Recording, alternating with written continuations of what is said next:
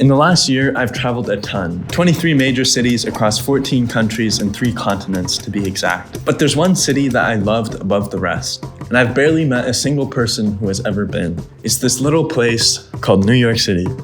No, funny! I'm just kidding. That city was Fez, Morocco. Allah Allah ya baba وجلالي بوالا بابا جلو الود الخيرة وجلالي بوالا. I have a lot of reflections of things I noticed. So there's a lot of ongoing debates that I'm gonna raise in this that I'd love to hear your perspective on, and that's not just a comment farm. Although, while you're at it, make sure you like, comment, subscribe.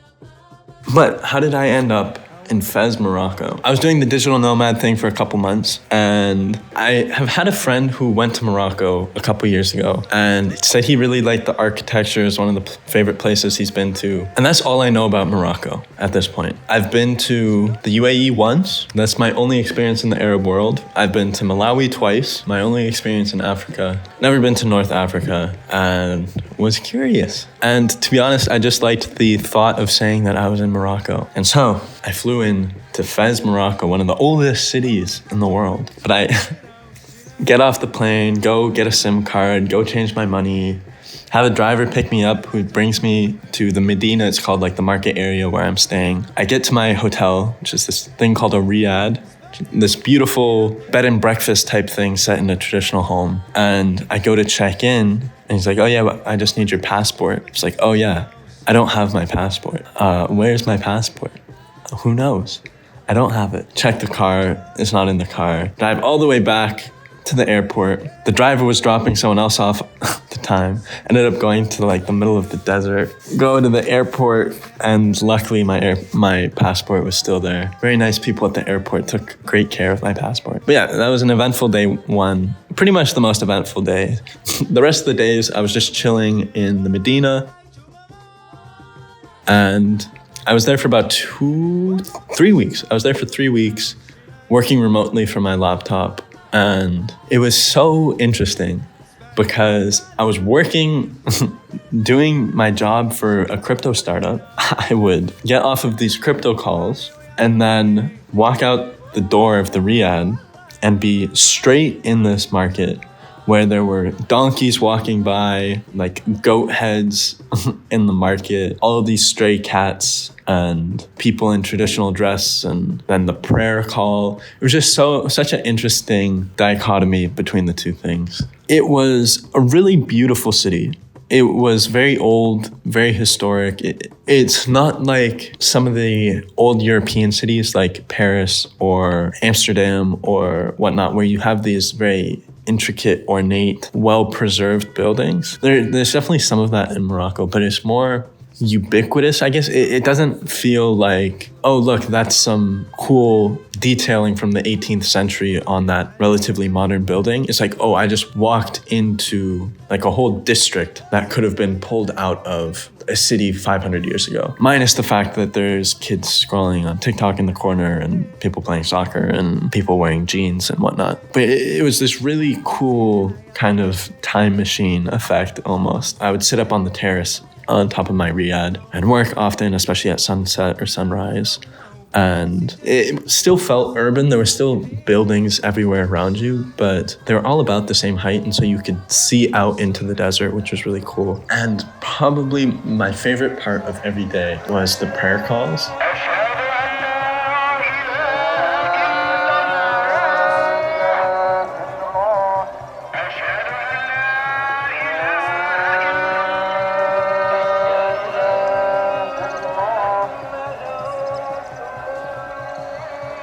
If you don't know, one of the 5 pillars of being a Muslim, of Islam, I don't know if I said that right, is you pray 5 times a day. I guess in the US or Canada, you just have to set your own timers, or you just have to remember. But in Morocco and most Arab countries, they have these big mosques with big speakers, and 5 times a day, they will blare out this loud call to prayer that's like a reminder for everybody to pray. And it was just a cool like 5-minute break every couple hours to kind of just recenter and focus. And I'm not religious, so I wouldn't pray, but I would just take the moment to like meditate, to listen to it. It's a very serene, I don't know if calming is quite the right word to describe it, the prayer itself, grounding maybe, and powerful.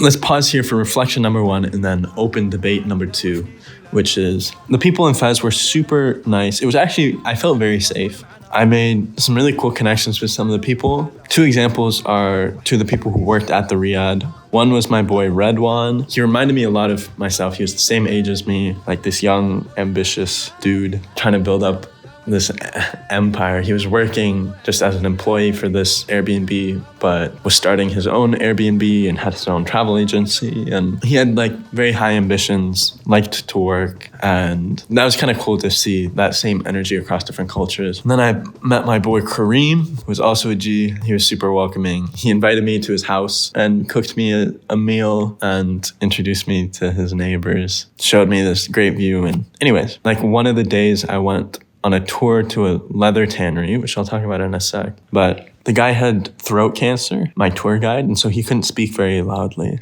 But like we sat down at one point and we were talking and we're able to connect, funnily enough, over his cancer because I talked about some of my family members who have passed away because of it. Maybe that's not the... In hindsight, a little dark of a connection, but it didn't seem weird in the moment. And it was interesting that the biggest source of suffering probably in his life was the easiest thing for us to connect over, which maybe there's a metaphor in there somewhere.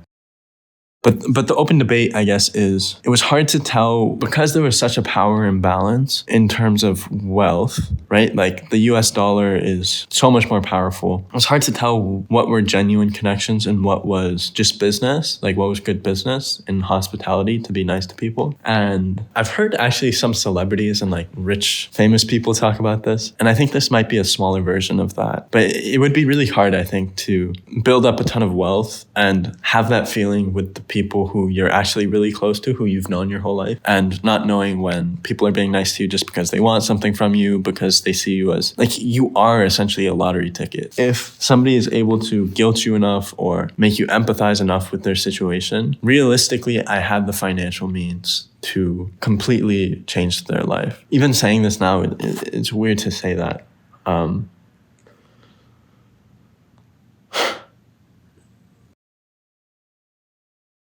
But it was tough. And this actually leads to the second debate, which is around bargaining. All of the prices were negotiable. You haggle everything. And actually, I would pass for a Moroccan. A lot of people thought I was Moroccan because I had this big bushy beard at the time. But as soon as they would hear me speak, they would know I wasn't because I didn't speak any Arabic. And then they would charge the white person tax.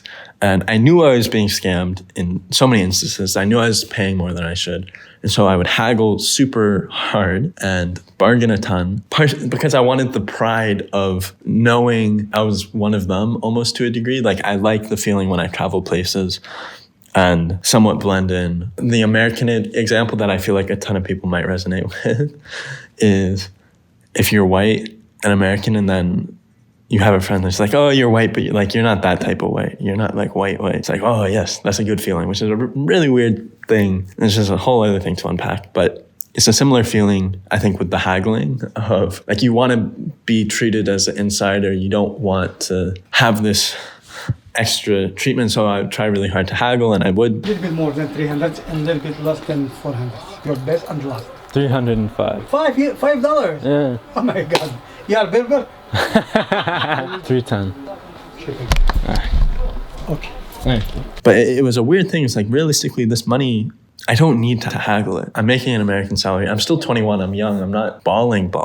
But me saving $5 on something, it has a way smaller impact on my life than on the person who I'm bargaining with. And that's like a really interesting thing that I've had to think about is it's a weird situation I'm being put in where not only am I paying the white person foreigner tax, because everything is negotiable, all the prices are negotiable, like you need to almost be happy to pay the foreigner tax. Like you almost have to desire it. You're weirdly pressured into feeling this obligation to scam yourself. And I don't know if that's a good thing or a bad thing, if you should be, or if you don't need to overthink it. And realistically, you can't force anybody to sell you something for less than they're willing to sell it for. So they might be frustrated by it, but I guess that's the laws of the market economy.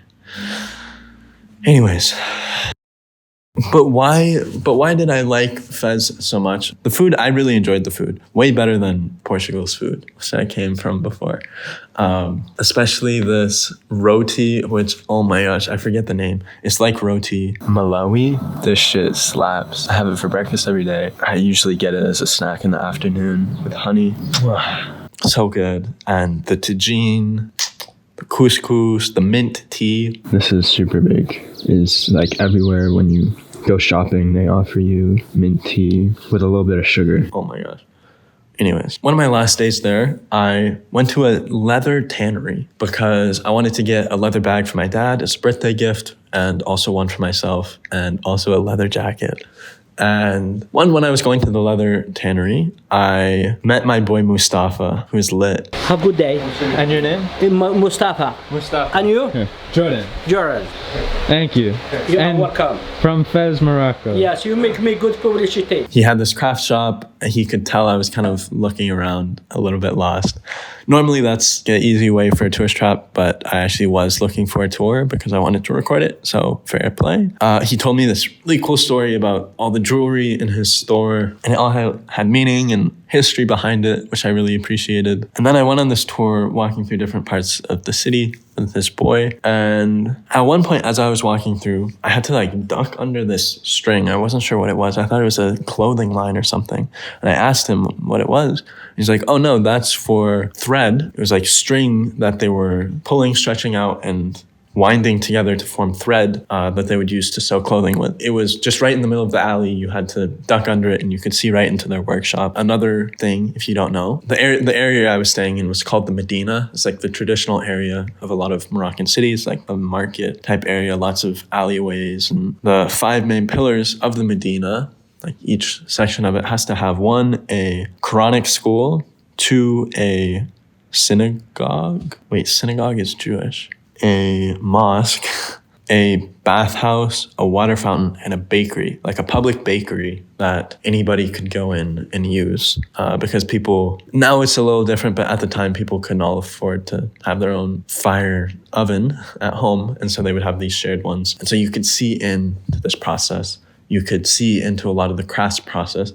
And by the time we got to the leather tannery, you could see into the whole process. You could watch people doing the dyes. It was all strung out in public. And it was this really cool case study in city design and I think craft production where because you could see into it, it was such a transparent process. You were either ducking under thread or watching out on people do this. It felt like you were able to value the creations a little bit more. In North America, you don't see anything. Most people have never seen how a t-shirt is made. Maybe you've seen a couple of videos on Instagram, but you've never done it yourself. You've never seen somebody do it. You have no idea how your iPhone is made. You have no idea how any of the things around you are made. They just kind of show up at your doorstep in their final form. There's no transparency into that process. And it got me thinking about how that affects community design, if that brings people together, the way that people perceive the goods that are being made. My idea is if you're friends with the person who's making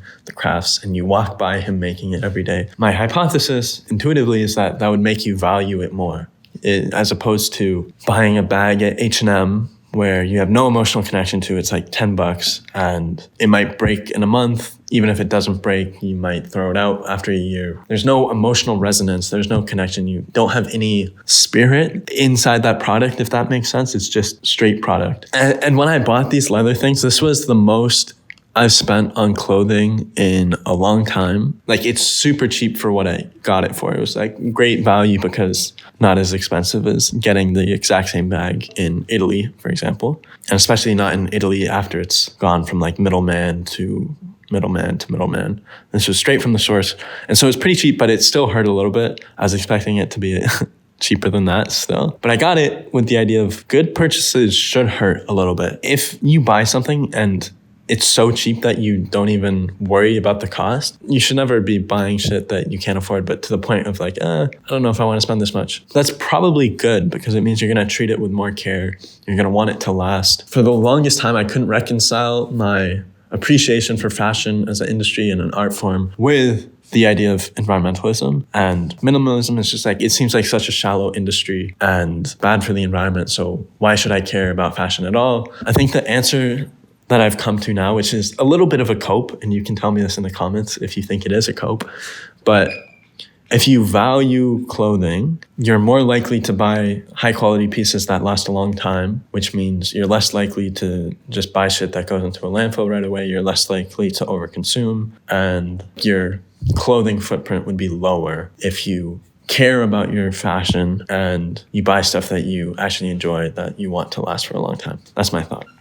Oh, this is the last thing I want to talk to you about. It's back to the idea of crafts. And I kind of launched into a little rabbit hole that I'm still chasing. I was really interested in this idea of the craft. I think 50% of the population of Fez works in the crafts, which is great. But kind of the dark side of that is this leather tannery that I went to, for example, which was beautiful. It was really cool to see into the process. But they use this old effect, which means workers constantly get acid burns from the chemicals. It's like super hot, and they still need to work through it. It's grueling work, and it smells like absolute dog shit. They give you mint.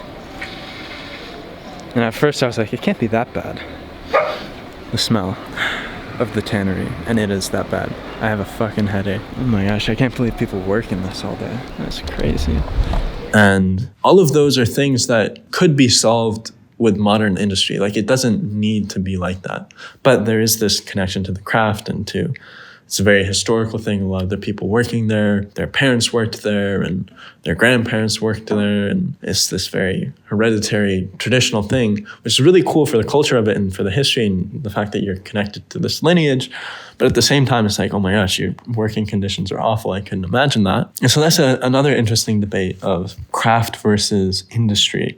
Like, a lot of the tangible issues with this tannery, for example, would be solved with more modern equipment, using more modern techniques. And then I started reading about Bauhaus, which was this art school in Germany, and they tried to unite art and technology and crafts. And towards the end of that school running, kind of their philosophy was that crafts are not inherently valuable. It's just a means to an end. Like, you experiment as a craftsman in order to find the best design or the best way to do something, and then use industry to mass produce that thing. Because that allows for you to get rid of some of these poor working conditions. It allows you to make things for a lot cheaper.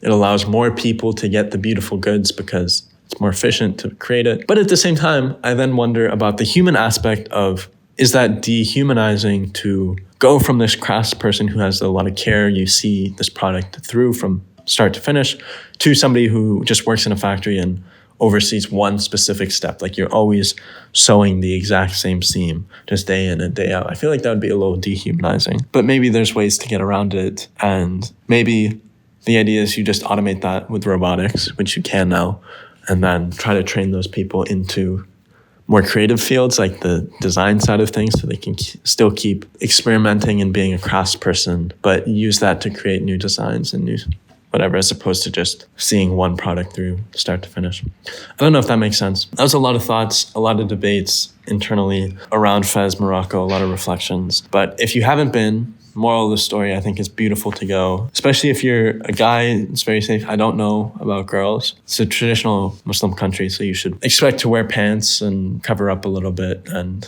maybe get some eyeballs, some stares, unfortunately. It was interesting. Like, just because it's haram to have premarital sex or whatnot does not mean the guys are any less duty there. Like, my driver was still talking about how hot the ladies on the side of the streets were. And yeah, it's just like people don't act on it as much, but the desire is certainly still there, which is interesting. But don't let that scare you off. That's not a good pitch to end the video on.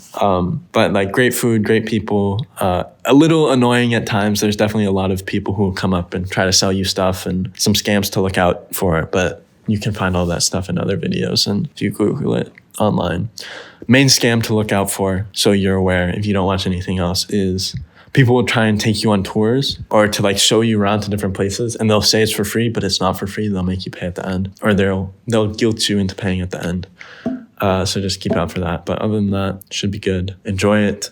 It's a beautiful place. It's a cool little time capsule in history. And yeah, call me if you get lost or something like that. Audio test. Audio test. Audio test. Audio test. Can you hear my jacket when it moves? When it moves.